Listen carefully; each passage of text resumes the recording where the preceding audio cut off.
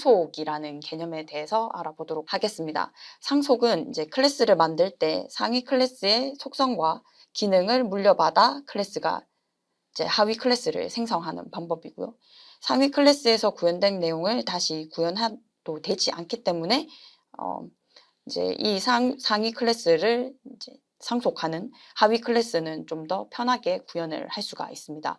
상위 클래스는 오픈이란 키워드로 선언이 되어야지만이 이제 하위 클래스가 상속을 받을 수 있고요. 기본적으로 그냥 클래스만으로 지정을 했을 경우에는 상속을 지원을 하지 않습니다. 그리고 자식 클래스는 이게 콜론을 이용해서 상속 클래스를 선언을 해야 합니다.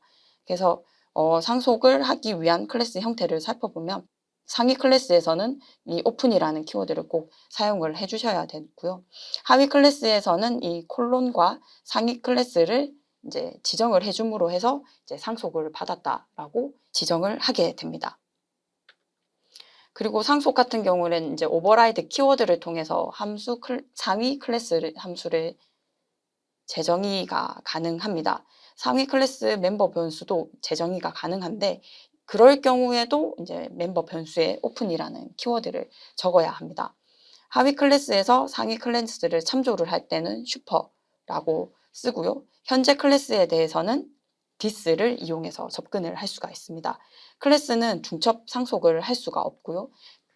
하나의 클래스는 하나의 상속만 받을 수가 있습니다. 위임은 이 기능 일부를 넘겨받아 특정 작업을 수행하도록 하는 기능을 말합니다.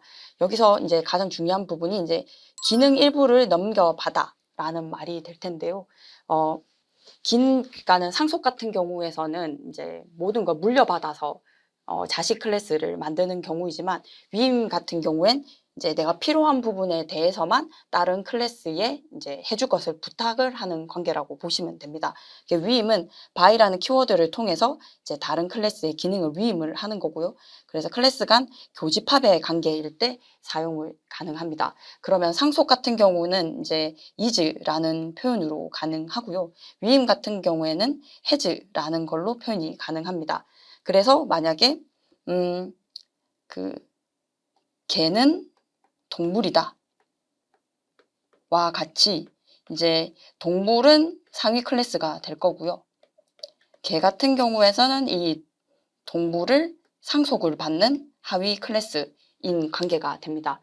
이런 경우와 같이 무엇이다 라고 이제 서로 관계를 규정 지을 수 있으면 요건 상속 관계라고 볼 수가 있고요.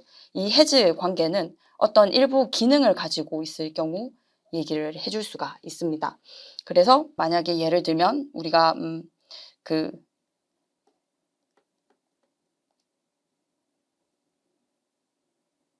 부동산을 이제 중개를 한다고 손치면 내가 이제 부동산에 대해서 계약을 하죠.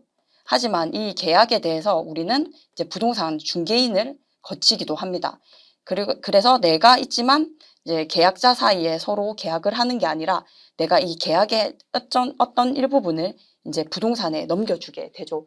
이와 같이 내가 어떤 일에 대해서 이제 위임을 해서 다른 클래스에서 이제 할 수 있도록 지정을 해주는 부분을 위임이라고 생각을 하시면 됩니다.